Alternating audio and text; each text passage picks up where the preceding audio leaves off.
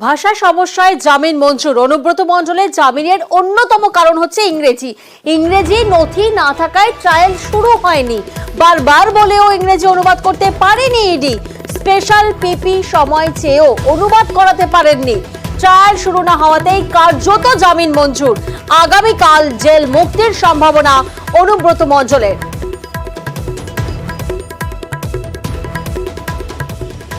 আপনারা জানেন যে এই কেসটা অ্যাকচুয়ালি সমস্ত উইটনেস বেঙ্গলের, যত সব স্টেটমেন্টস রেকর্ড হয়েছে সব বাংলায়। তো এখানে কেসে এটাও ঝামেলা চলছে যে এই স্টেটমেন্টগুলো ইংলিশে ট্রান্সলেট হবে কিনা। ইডি সেটাও করতে চাইছে না।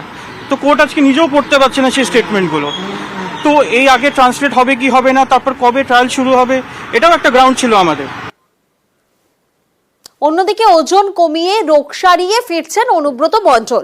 তিহার জেলে 30 কেজি ওজন কমেছে অনুব্রতর। দিল্লির হাসপাতালে অনুব্রত নিয়মিত চিকিৎসা হয়েছে আমরা জানি। গত 18 মাস তিহার জেলে বন্দী ছিলেন অনুব্রত মণ্ডল।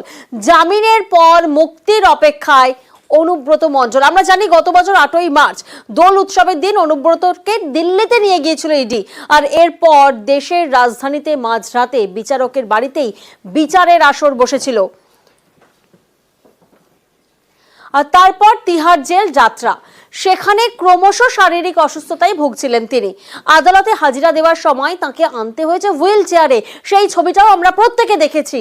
কয়েক মাস আগেও আদালত চত্বরে দৃশ্যত অশক্ত অক্ষম সেই অনুব্রত মণ্ডল এখন অনেকটাই সুস্থ, জানাচ্ছেন তাঁর আইনজীবীরা।